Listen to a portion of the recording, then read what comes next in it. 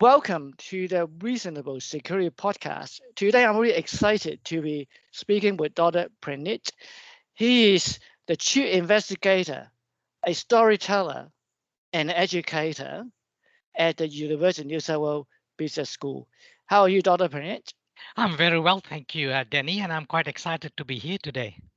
Likewise, likewise. So you are kind of to introduce I just introduced you as the storyteller and educator. Now, storytelling, even from my very naive and professional interpretation, storytelling is no doubt an important part of the fabric of society, human culture.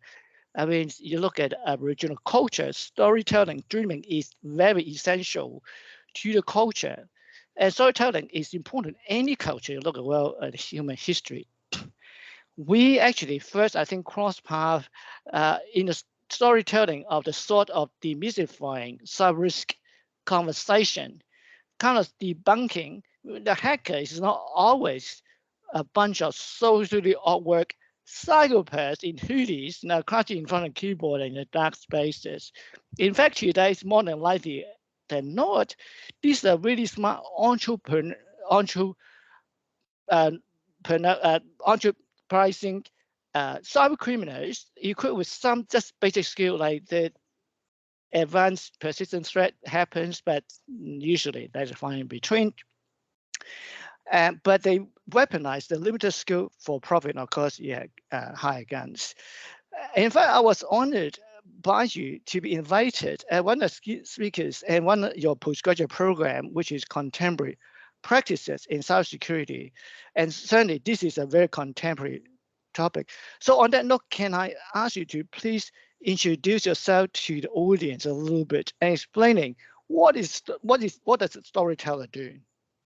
That's correct. So thank you for very much once again for inviting me to come and talk to you about reasonable cybersecurity and cybersecurity more generally, Denny. Yeah. So you're quite right. I mean, I am a storyteller, and the storytelling is, again, you're right, because it's inherently part of the human nature. It doesn't matter which culture you come from, which part of the world you come from. We all are storytellers in some way or another. Mm. And storytelling, because it's inherently part of the human nature, it's probably one of the most engaging way to convey a message. Mhm. Traditionally, historically, various different, more, if you like, rich cultures in our society. For example, as you alluded to, in Australia, the Aboriginal and Torres Strait Island cultures, for example, they use storylines, etc. But once again, it doesn't matter which culture you belong to. All of us have a story, and all of us are able to relate to stories effectively. And I think it fits very, very well within the cybersecurity setting or framework, if you like, because most of us want to relate to, want to understand what is cybersecurity, how do you go about it, kind of Mhm. thing. And quite often, when we read things, standards and documents, etc., there's very little stories around it. Most of them tend to be very black and white kind Yeah. of thing. Yeah. So storytelling, I suppose, personalizes that conversation and personalizes the message that we are trying to convey. Yeah. Absolutely. Yeah. So, I will actually perhaps say that it actually humanize those somewhat impersonal conversation. Often people say, "You guys are just, trying to scare us. The world's going to collapse." It is bad thing. It happened and could happen, but we've got to have that balance. So on that note, I characterize that's my recent security as a balance between the burden of security control designed to protect us and the benefit of reduction in potential loss. Often the example used in the fair community, Jack Jones himself, who created the fair standard, is using brakes on vehicle. And he explained that, I think, quite insightfully. The only reason you can drive fast is because you got brakes, right? Even in the old days, they didn't really have very good brakes. They just kind of let it slide. Now it's well. But when you're driving really fast, high-power cars these days, that's kind of important. So that is my take. Can you just share with the audience how's your take as a story? How you tell the story of regional security? Does that make sense? Yes, true. That's a very excellent example to start the conversation about reasonable security, actually. And given that I'm sort of coming in here with the introduction as a storyteller, I'll start with a story of my own, if you let me. So Mm, most people, for example, these days have chickens in the backyard, yeah. for example, right? And they're fantastic pets. They produce eggs that we can eat for breakfast and stuff like Mm, that. mm, But if you live in certain parts of Australia, we know that we could have locked them up in the coop in the evening. that's Otherwise, right. Yeah. foxes come around and make a meal out of them, Mm, mm, right? But they don't come around. The foxes are not everywhere. I mean, I don't know about you, but you'd be pretty lucky to actually spot one yes. Yeah. in urban areas. But that doesn't mean they don't exist. They are They out do. and about. They are Yes. everywhere, kind of thing.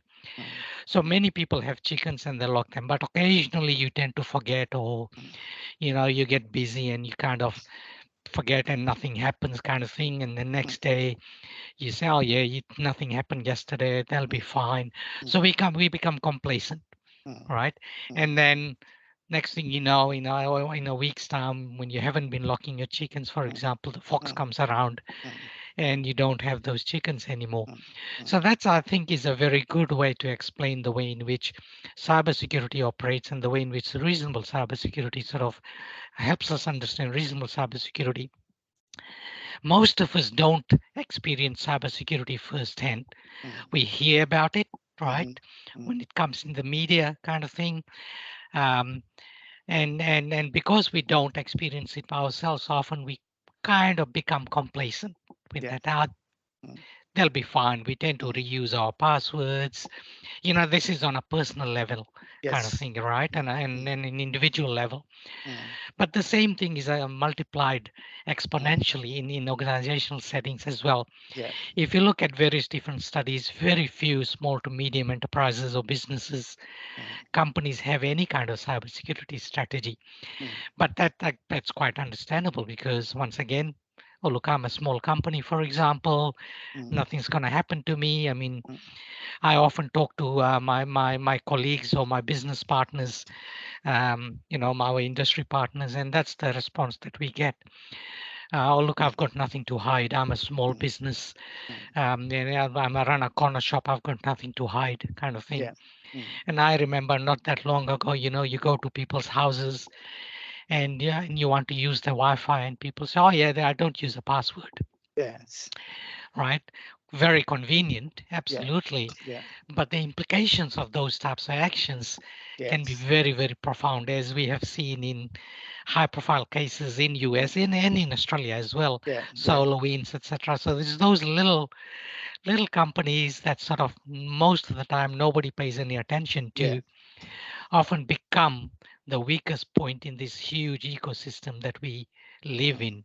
mm, So it's no longer the case that, oh yeah, I'm a small business, I'll operate on my own down yeah. the road, kind of thing. So Yeah. so every little thing we do within this ecosystem matters, Yeah. right? And everybody needs to take responsibility for Mm, their actions, right? mm, Whatever it is. If you don't want to use password, yeah, well, you've got to own up to that as well, yeah. right? Because that will have implications, Yeah. absolutely down the track. So reasonable security is a sort of weighing up in Yeah. my head, kind of is weighing up all those options. Okay, Mm, what happens if I take this action, or what happens if I don't take that action, mm, right? And particularly understanding this highly connected world of business that we are living in. mm. Um, so it's all of that coming together, and people taking responsibility for the actions within this ecosystem. Absolutely, yeah, and taking responsibility is a lesson in life. I mean, all of us who had children recognize that yeah, that is not a instinct that people are born with. Is like, let me take responsibility. That no, you got to really educate them. Exactly. Yeah, and Exactly. yeah, and your personal experience related to Wi-Fi is so insightful. In fact, I used another example just put in perspective. Simple things like the bank trying to educate people, you got to cover up the keypad when you put in your pen in ATM, and people say, what's a we don't do that? And then now, of course, everyone get used to this. Yeah, you should do that because it really happened. But covering up your keypad, one thing is that's pretty similar to you don't need any code. And setting up Wi-Fi security is no trivial task. Although these days it's much easier because you got QR code and all that stuff. Like you go to Airbnb these days to give a QR code, and scan your phone and all worked out. But it is that's a challenge, and if people are struggling with that, is an old joke about programming VCR. What's a VCR? Some older might say, "Well, I've heard of that before." It's some sort of 8K streaming. No, it's not. It's the 0.08K that you watch is that you will recognize. You think it's highly pixelated, something wrong with your TV. So technology helped, and certainly in a Wi-Fi is this that you don't need to know anything about Wi-Fi security. You point your smartphone at the QR code and the rest is done. So I want to move on this conversation, which is higher education.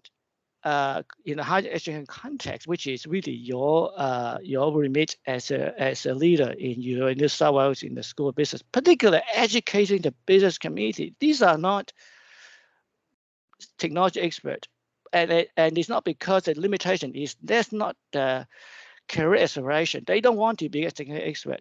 But security is almost, you may call it a necessary evil. You needed that tool to run your business. And it really can be a devastating consequence when things do go wrong, right? And we just recently have high forward data breach disclosed, the major retailers in Australia.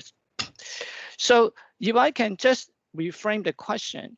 In a high education landscape, what resources are here you as a leader in this space available to equip current and future business leaders that you're educating, your school help to educate, to be conversant in practicing research security without the burden being a technology expert? How do you help them? That's a very, very good question, actually, and actually very, very timely.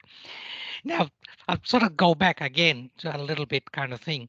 So fortunately, well, not fortunately for the business that were breached, like SolarWinds and all Yeah. the other Yes. business that were associated with that Mm, in Australia, Optus, and mm, many others anyway. mm, mm. But fortunately for the cybersecurity industry, I think one of the things that those breaches has done is it has heightened the awareness. So Yes. a lot more people, a lot more companies, business managers, senior executives are a lot more aware about the Mm, importance of cybersecurity, and then mm, people are taking note and notice of cybersecurity and sort of expecting and truly understanding that they have to do something about it. So in that sense, it's a good thing, yeah. right? Um, it's something that had to happen to move the industry along, I Yeah. think, Yeah. to shift the mindset.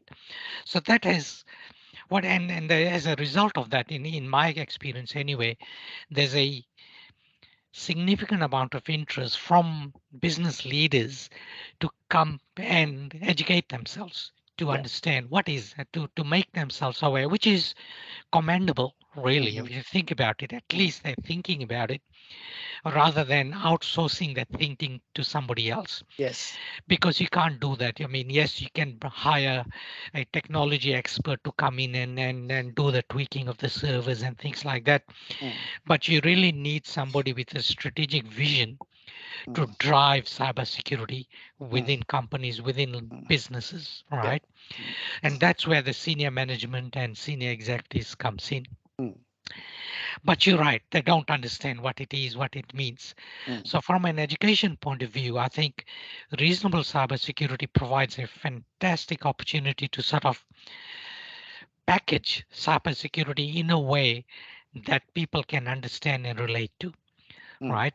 Because at the end of the day, and the course that you mentioned at the beginning of the introduction, for example, I was talking to my students and we had other senior managers in the room with us. And one of the things that we were talking about was it's like a cost benefit analysis at the end of the day, Absolutely, yeah. Yeah. right? At the end Yeah. of the day, it comes down to that. And cost benefit analysis has been done and used in businesses for a Yeah. very long time. And Yeah. business leaders understand that concept Yeah. reasonably well. Yeah.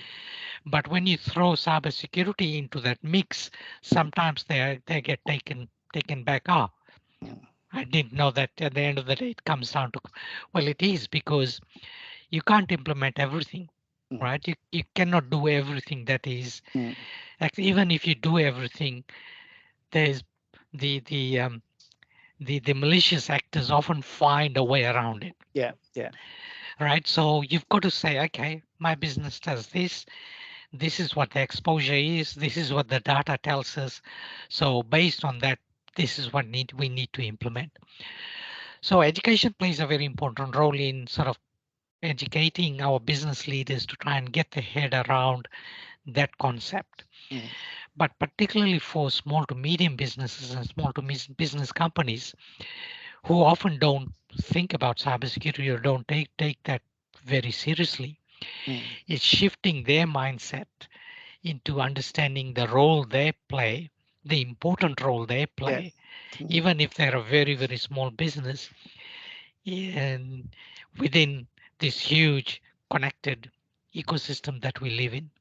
So their actions matters significantly. Their actions has huge implications.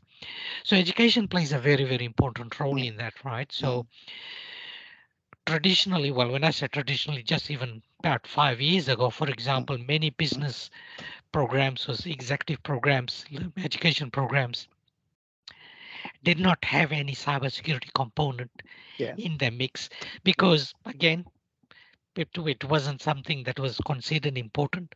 Mm, So in the last about 5 or 6 years, I think the thinking has changed significantly, and yeah.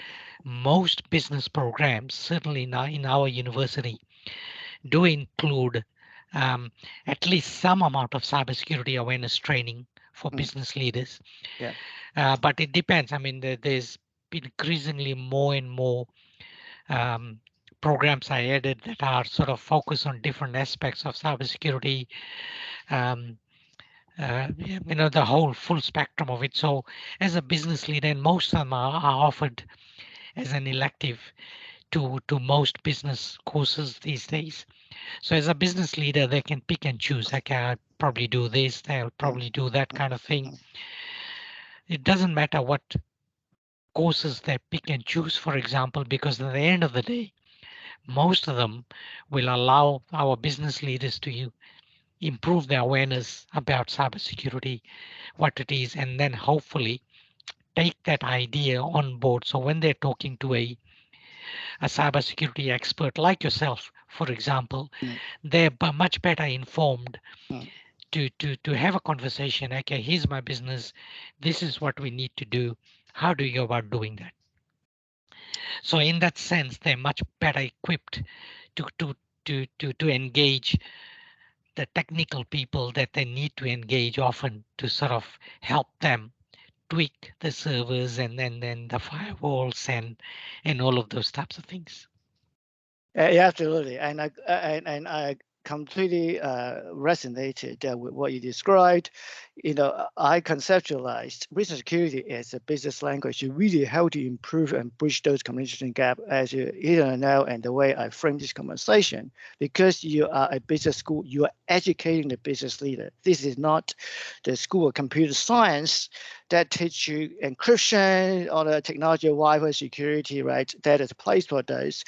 But most of the people, capital industry are business people. They have expertise in building services and capability that our population enjoyed.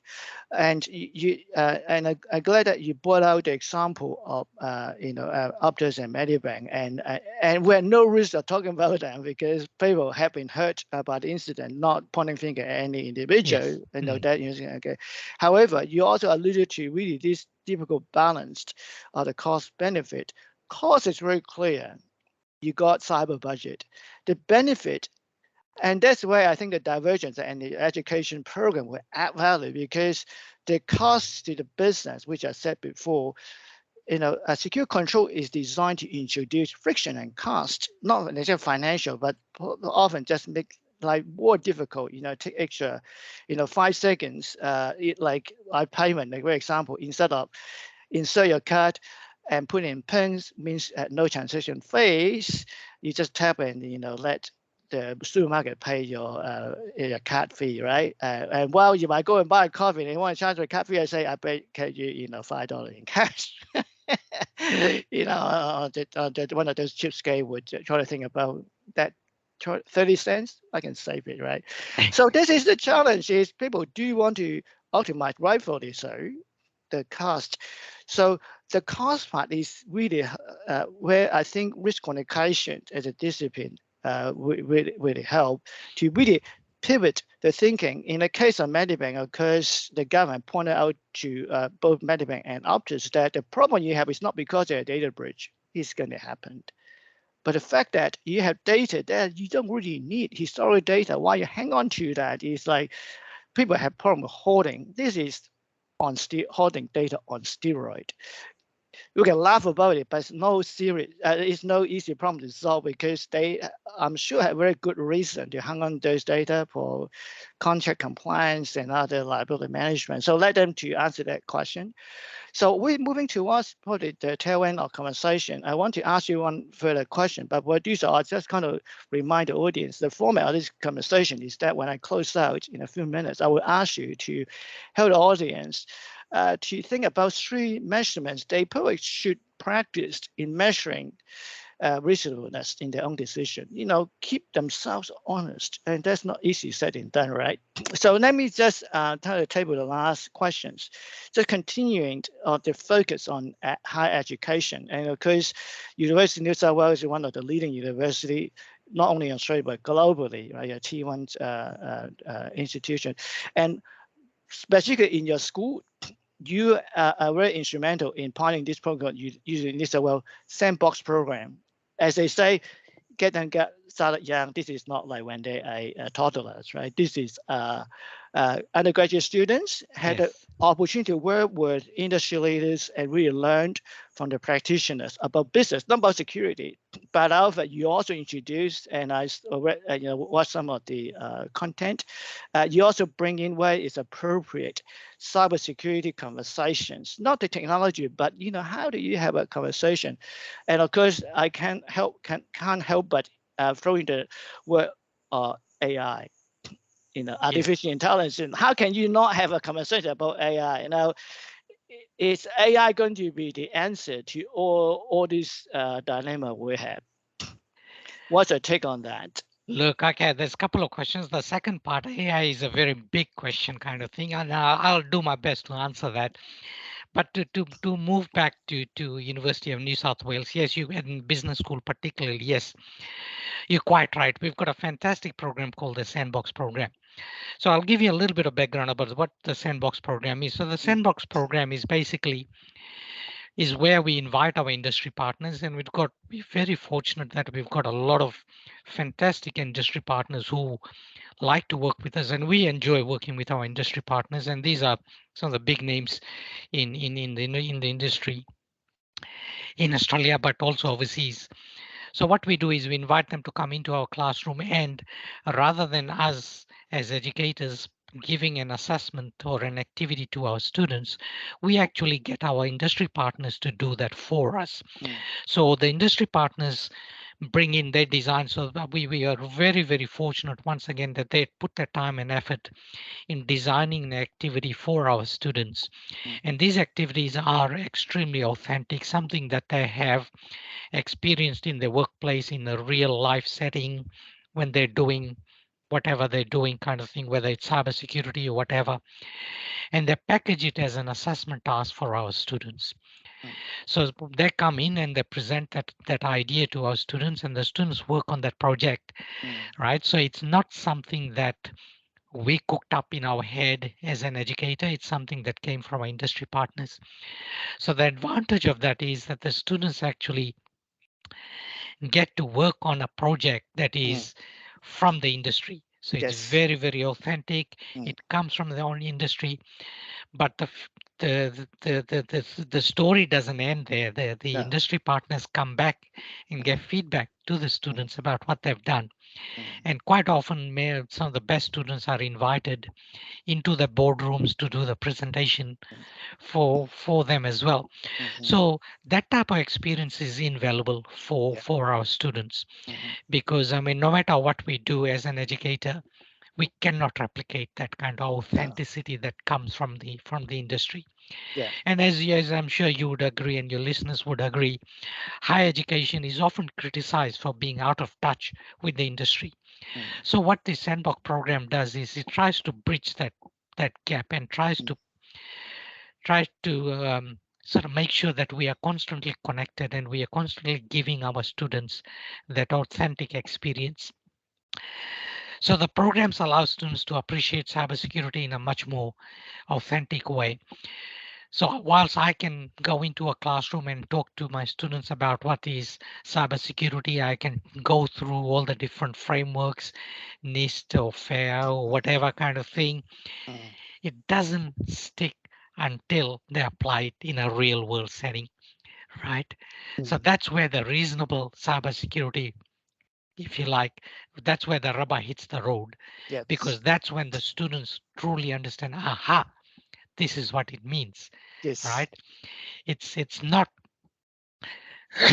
it's not about understanding all the concepts and being able to write it down and explain it, but to be able to apply it. Okay, this was the problem. I need to pick and choose. I can pick this framework or this aspect of this framework and apply it here, kind of thing. So there's an element of judgment that's involved, Mm, which we deliberately allow our students to get exposed to through this program. mm, So in that sense, I suppose the students come out much better mm, prepared mm. to to to to join the workforce, because Yes. they've experienced that kind of problems, Yes. rather than just an academic problem. So in that sense, it's much more authentic, and I think our students find it extremely valuable. To move on to your second part of your question, Yes. which is AI, Yes. I don't know if I'll be able to answer it properly, because the whole field of AI is so huge Yeah.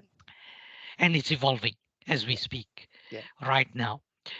Having said that, I think AI provides a significant opportunity for Yes. cybersecurity professionals. But at the same time, it provides a significant amount of challenges as well, Yes. right? So facial recognition, voice recognition, all of those kind of things, Mm, we have to rethink mm, all of that in a profound way. What mm. does it mean if AI is able to replicate my voice? Then how do we do voice recognition? If Yeah. AI is able to create a picture of myself, how do we Mm, do image recognition? mm, So it puts a significant challenge on cybersecurity sector mm. as such. But it also provides opportunities because we can now, for example, in our education setting, we can simulate cybersecurity incidences, which we were not able to do in the past. So AI is able to help us do that. Mm. So in a sense, we can actually get our students to engage in some of those simulated cybersecurity um, attacks, if you like, through Yes. AI. Yeah. And therefore, hopefully, we're able to, because as I'm sure your listeners would agree, often responding to cybersecurity threats requires you to think in a particular way, right? Absolutely. Yeah. Yeah. Requires you to think as if you are the perpetrator Yeah. quite often, which is not easy to do, because at the end of the day, most of us are honest people, right? The society at large are generally honest people. Yes. And to get honest people to think as in a dishonest way Yeah. is quite challenging. Yeah. So AI, I think, allows us to do that, allows us to actually shift the thinking Yes. of our students a little bit. So Yeah. in that sense, I'm quite excited by that because it will provide an opportunity for me to educate my students in a particular way that I wasn't able to do in the past. Yeah. Absolutely. Yeah. Right. Yeah. Yeah. So there's an opportunity, but at the same time challenges.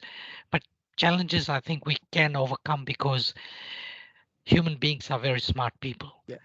Right. We Very have good. humans have created AI, so we'll be able to create countermeasures. Definitely. Yeah, yeah. I think there was like when automobile was introduced, I think 150 years ago, and people worry what's going to happen to horses, right? Yes. So we as online we find that it's a good thing.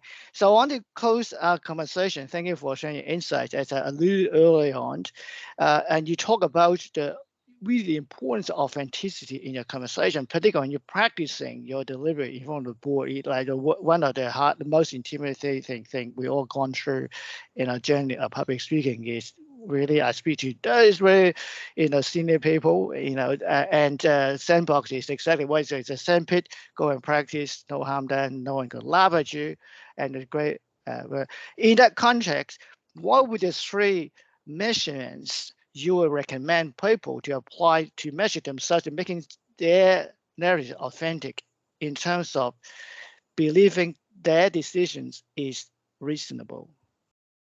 Yeah, look, I think of this. So towards the end of it, I mean, I think one of the things that this conversation has led to. So all throughout, we've been talking about all the qualitative stuff, and then suddenly we sort of say, okay, what are the three measurements? Very, very quantitative type of Yeah, response. yeah, But I'll do my best to answer that. I think one of the most important thing and this is something that I talk to my students all the time about, because there's no right or wrong mm, answer to a cybersecurity problem. Yes, there are certain things you can be more right than wrong, but there's mm, no absolute, mm, right? And that's where transparency is becomes extremely important, mm, mm, right? But transparency not just because okay, I'll tell you whatever I'm doing, it's informed by documentation that you have mm. created, is informed by policies and procedures, Yeah, it's informed by industry engagement, yeah, informed by your engagement with standards, yeah, etc. yeah, So transparency is very, very important in that yes, space. I think yeah, sort of truly understanding that you're communicating that, okay, this is what I'm doing and this is why I'm doing that. mm, But also the responses are data informed as yes, well. Right. So data informed is very, very important because yeah, yes, you might have a gut feeling about something, yeah, but that's not enough. yes, So it's about, okay, so where's the data? What does the data say in terms of what you are more likely or less likely to experience mm, within the as a cyber threat, for yes, example, and what would be the implications of that? Well, where's the data for that yeah, kind of thing? yeah, So responses that are based on data, what has happened, what has other people done, and finally sort of also making sure that you're attuned to industry best practices yeah, as well. yeah, So what are other people doing in this yeah, space kind of thing, yeah, yeah. right? So again, transparency, data informed, and industry best practices would probably be my three, if you like, measurements, I think. Thank you for the insight. If I can just try to sum it up and just making sure I got it right, and hopefully my audience got the same thing. What I hear is, you got to document your decision flows, making sure you really understood what you're doing. Often we're surprised when we put pen to paper, they say, wait, did I say that? And secondly is on that note, when you are clear on what you are thinking through, refer back to industry best practice to your peers to do a sanity check. It's not the program and put some AI and say, I check GDP that I done right. No, I talk to a real person. And finally, and of course, being my focus on rich communication, all those need to be based on a strong foundation of data driven analysis. You don't just think, I think that looks right, and that should be right. No, where the data that tells you where to train, where there's the statistics. So hopefully I got it reasonably close to what you are saying. You did a fantastic job. Thank you. Thank you very much. Well, once again, thank you for you making available time to speak with me and my audience.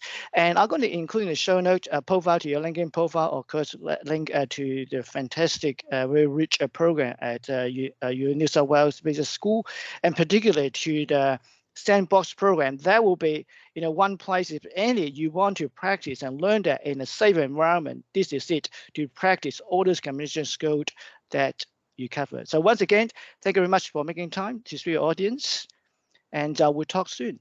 Thank you.